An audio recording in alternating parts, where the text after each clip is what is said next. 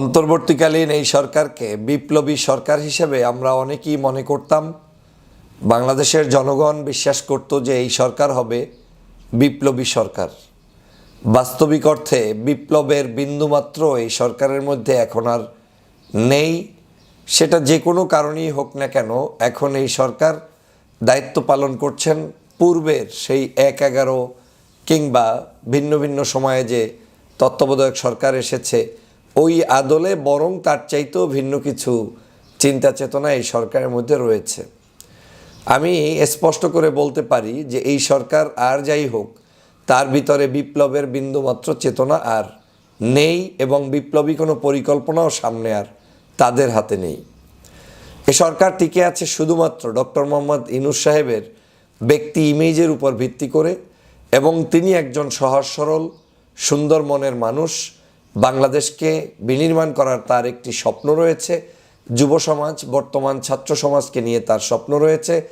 তার ক্ষমতার মোহ ওভাবে আঁকড়ে ধরার কোনো মানসিকতা তার নেই, যে কারণে তার এই বিশাল ব্যক্তিত্ব, নোবেল লরিয়েট, সার্বিক বিবেচনায় সরকার খুব খারাপ অবস্থার মধ্যে থাকলেও ইউনূস সাহেবের কারণে টিকে আছে। এটা কেন বলছি? কারণ এদেশের জনগণ বিশ্বাস করে ডক্টর মোহাম্মদ ইউনূসের হাতেই এই সরকার পরিচালিত হচ্ছে বা হোক। কিন্তু এর বাহিরে যদি অন্য কেউ আসতো, তাহলে আমার কাছে মনে হচ্ছে যে যেই কয়দিন সরকার রাষ্ট্র ক্ষমতায় এখনও টিকে আছে, এতদিন থাকাটাই হয়তো সহজ হতো না। হয়তো সরকার পরিবর্তন হয়ে যেত না, কিন্তু উপদেষ্টাদের একজনের পর একজন বিদায়ের ঘণ্টা বাজতেই থাকতো। আমি কেন বলছি এই কথাগুলো এজন্য বলছি, যখন আমি দেখছি যে সরকারের প্রায় ৩ মাস শেষ হয়ে গিয়েছে এবং ৩ মাসের অধিক, মানে ১০০তম দিন শেষ, কিন্তু সেই ১০০তম দিনের মধ্যে সরকারের এরকম কোনো পরিকল্পনা নেই যারা বিগত দিনের জুলুমবাজের শিকার হয়েছে, মজলুম ছিল, এবং বাংলাদেশের যোগ্য যারা বিপ্লবকে ধারণ করে, বিপ্লবী চেতনা নিয়ে বাংলাদেশকে এগিয়ে নিতে চায়, এরকম কোনো পরিকল্পনা তালিকা তাদের হাতে নেই যাদেরকে নিয়ে তারা দেশ গঠন করবে। আজকের যেই মন্ত্রিপরিষদ গঠিত হয়েছে, উপদেষ্টা পরিষদ, এই উপদেষ্টা পরিষদ নিয়ে দীর্ঘদিন পর্যন্ত বাংলাদেশের উপরে নিচে ডানে বামে সব জায়গায় সমালোচনার ঝড় তুলছে ছাত্ররা, সমালোচনার ঝড় তুলছে সমন্বয়করা, সমালোচনার ঝড় তুলছে আমাদের দেশের রাজনৈতিক দলের নেতারা এবং সাধারণ মানুষরা। কিন্তু তাতে তাদের কর্ণপাত হয়নি, কারণ তারা সরকার হিসেবে মনে করে যে তারা তাদের মতো করে চালাবে। কে কি বলল, কে কি বলল না, তাতে তার কিচ্ছু যায় আসে না। কিন্তু এই সমস্যাটি ডক্টর মোহাম্মদ ইউনূসের নয়। এই সমস্যাটি আমার কাছে মনে হচ্ছে এখানে লুকায়িত কিছু শক্তি কাজ করছে, যারা নিজের ফেসটাকে ভিন্নভাবে দেখাচ্ছে, কিন্তু অন্তরটা আসলে বিপ্লবী চেতনায় নয়। বাংলাদেশের এই সরকারকে বাংলাদেশের জনগণ 5ই আগস্টের পরে বিপ্লবী চেতনায় চেয়েছিল। আমাদের অনেকেই অনেক বিশ্লেষণ করেছেন। কেউ বলেছেন সাংবিধানিকভাবে এই সরকার শপথ নিয়েছে চুপ্পু সাহেবের কাছে, তো স্বভাবতই তো তাকে ফলো করতে হবে সাংবিধানিক প্রক্রিয়া। কেউ বলেছেন এই সরকারের উচিত ছিল কোনো একটি স্বাধীন জায়গায় এসে সেখানে তারা শপথ গ্রহণ করে নতুন সরকার গঠন করা, সেখানে সাংবিধানিক শূন্যতা থাকতো, কিন্তু সেটা বিপ্লবী সরকার হতো।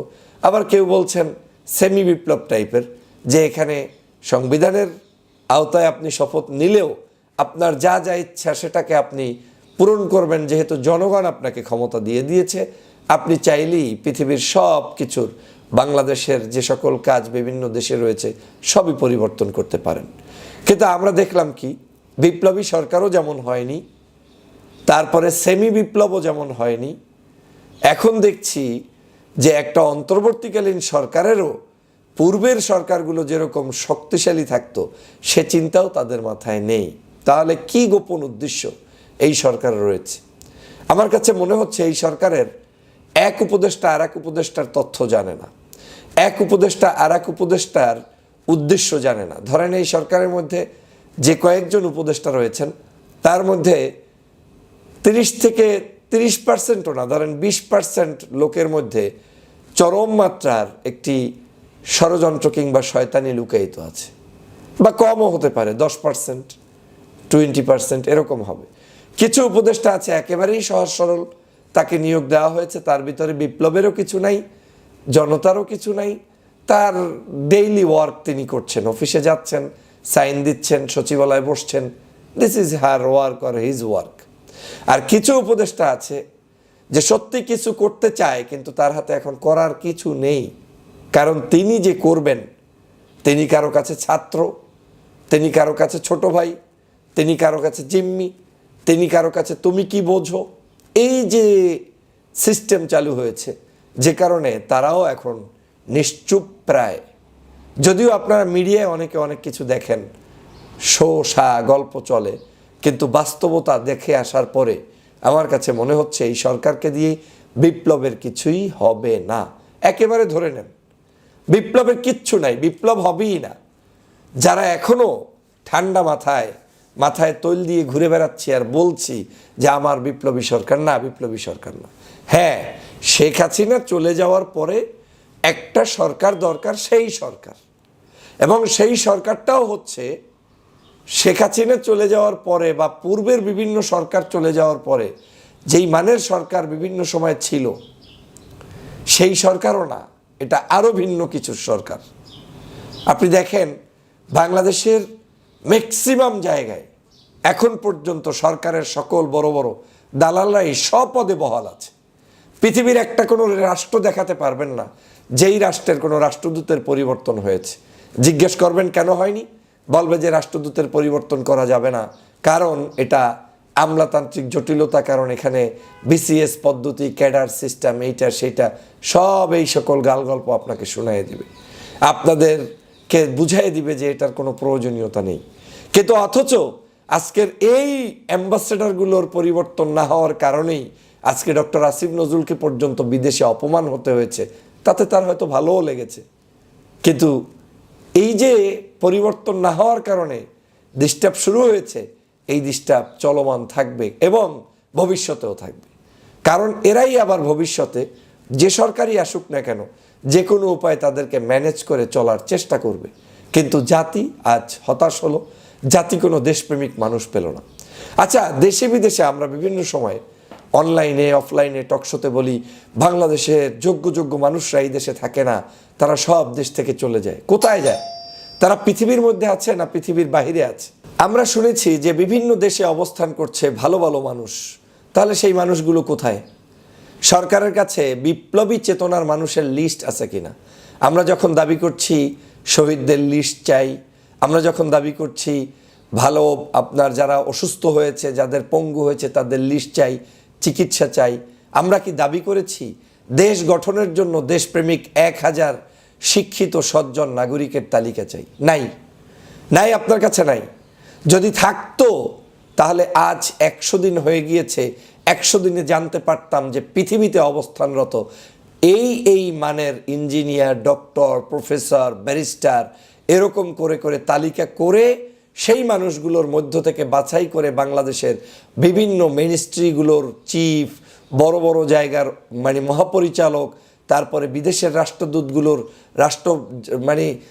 কি বলে এম্বাসিগুলোতে রাষ্ট্রদূত, এভাবে করে মানুষগুলোর তালিকা চলে আসতো। নাই। যদি সেটা নাই থাকে তাহলে আপনি চালাচ্ছেন কাকে দিয়ে? চালাচ্ছেন আপনার ওল্ড ফ্যাশন দিয়ে। এবং ওল্ড কারা? আওয়ামী লীগ। শুধু মুজিব কোডটাকে পরিবর্তন করে এসে তারা বসে গিয়েছে চেয়ারে, যে কারণে এখন আমার ভাইয়েরা মজলুম। আমি ছোট্ট অভিজ্ঞতা থেকে বলছি, এখন কথা বলা শুরু হয়েছে এরকমও যে অনেকেই আজকের সব জায়গায় উপেক্ষিত ছিল 16 বছর, চাকরিতে তাদেরকে বন্ধ করা হয়েছে, মানুষগুলো ঠিকমতো পোস্টিং পায় নাই, স্বভাবত কারণেই তাদেরকে আজকের সচিবালয়ে দ্বারস্থ হতে হবে, বিভিন্ন মন্ত্রণালয়ে গিয়ে বলতে হবে আমার উপরে জুলুম হয়েছে, অত্যাচার হয়েছে। আজকে তারা বলতে গিয়েও বলতে পারছে না।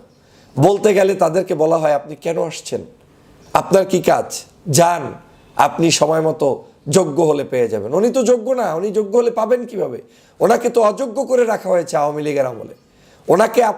ওনাকে প্রমোশন তো আপনার দিতে হবে। 16 বছরের যেই প্রমোশনগুলো তারা পায়নি তাদেরকে আপনার দিতে হবে।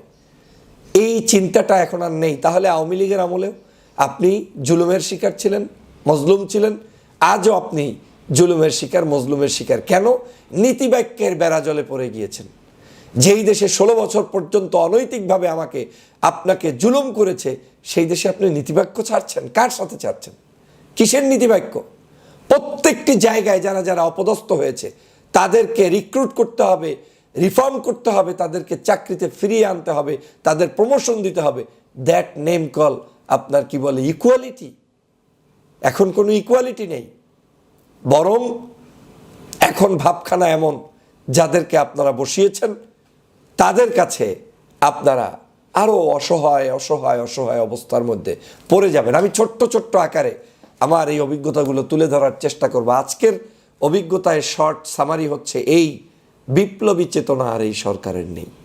বিপ্লবী চেতনার কোনো মানুষ আর এই সরকারে ইনক্লুড হতে পারবেন না, চ্যালেঞ্জ দিলাম।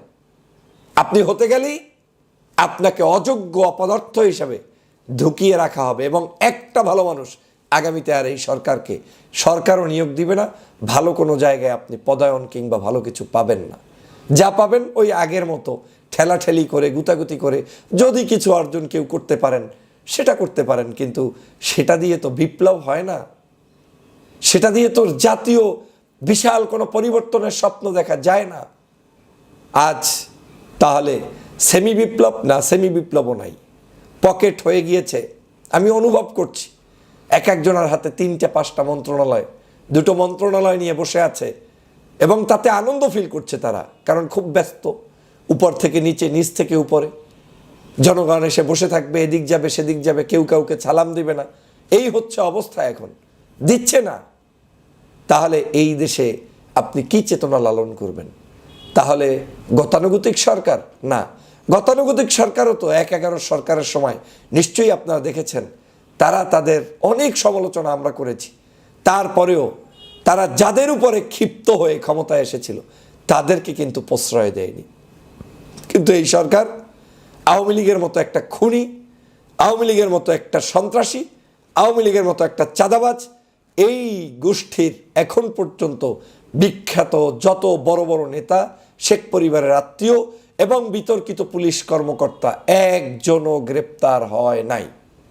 কিছু কিছু আওয়ামী লীগের মধ্যে একটু ভালো আছে না, যাদের চেহারা একটু পপুলারিটি আছে, আমার কাছে মনে হচ্ছে তাদেরকে একটু গ্রেপ্তার করে জনমনে বরঞ্চ তাদের পক্ষে কিছু মিছিল টিছিল নামাইয়া সরকার আওয়ামী লীগের জনপ্রিয়তার জন্য কাজ করতে পারে। এখন কথা বললে কেমন জানি মনে হবে যে সরকার, আসলে আমি আগেই বলেছি, ডক্টর মোহাম্মদ ইউনূস বাদে চিন্তা করবেন।